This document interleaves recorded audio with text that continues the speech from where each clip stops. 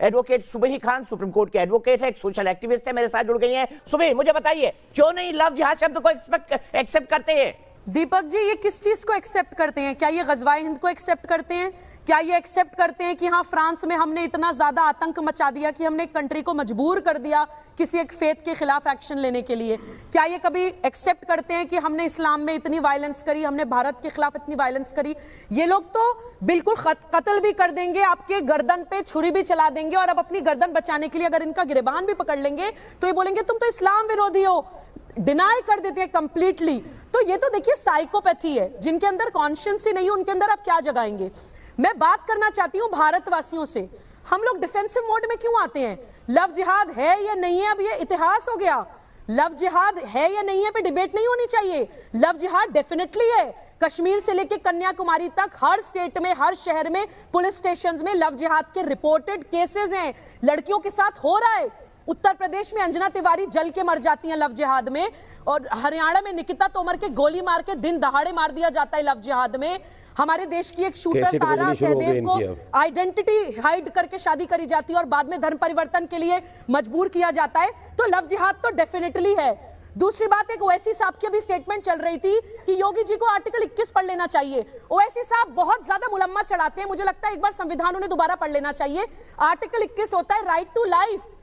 आपके जीने का अधिकार किसी दूसरे के जीने के अधिकार को खत्म करके नहीं हो सकता है, तो मुलम्मा मत चढ़ाई करिए। ओवैसी साहब को आईपीसी का सेक्शन 96 to 106 भी पढ़ लेना चाहिए। राइट टू प्राइवेट डिफेंस, अपनी पर्सन एंड प्रॉपर्टी को प्रोटेक्ट करने के लिए आप किसी की जान भी ले सकते हैं, हमारे देश का कानून हमें अधिकार देता है। तो मैं योगी जी की राम नाम सत्य है वाली आइडियोलॉजी के साथ बिल्कुल खड़ी हूं। हम एक राइट टू प्राइवेट डिफेंस एक ह्यूमन राइट भी है, एक लीगल राइट भी है। यही फ्रांस में हो रहा है, जब आप लोगों ने उनके पास कोई ऑप्शन ही नहीं छोड़ा। दीपक जी, एक एग्जांपल मैं और देना चाह रही हूं। अगर हमारे पास चावल में इतने कीड़े हो जाएं कि हम अलग अलग ना कर पाए कीड़े और चावल को, तो हम सारे चावलों को ही उठा के फेंकेंगे। कोई अपनी जान नहीं गंवाना चाहता है, बेसिक इंस्टिंक्ट होती है अपने आप को बचाने की। जब रैडिकल मुस्लिम और रैशनल मुस्लिम सब एक ही जगह बैठे हुए हैं, रैशनल मुस्लिम को रैडिकल मुस्लिम से अपने आप को अलग कर लेना चाहिए, तभी लोग आपके खिलाफ बोलना बंद करेंगे। अगर आप मिले जुले रहेंगे और मौन समर्थन देंगे उनको उनके अपराधों का, तो दूसरों से शिकायत मत करिए। दूसरा तो अपने आप को प्रोटेक्ट कर रहा है। जी दीपक जी, इनके हिसाब से इस्लाम की सारी कुरीतियों के लिए, बिद्दत के लिए और इस्लामिक स्टेट के पॉलिटिकल एजेंडा के लिए भी आरएसएस बीजेपी ही जिम्मेदार है। इनके हिसाब से हर चीज के लिए बस वो एक पार्टी और एक संगठन जिम्मेदार है, जो इनका सत्ता का लालच और इनकी यजीदी मानसिकता दिखाता है कि इनके लिए ना लड़कियां इंपॉर्टेंट है, ना इनके लिए भारत इंपॉर्टेंट है, सिर्फ सत्ता इंपॉर्टेंट है। अभी एक एग्जांपल देती हूं। आपको बोल रहे थे कि ये तो सरकार का काम है, आप क्यों कर रहे हैं यहाँ पे बैठ के?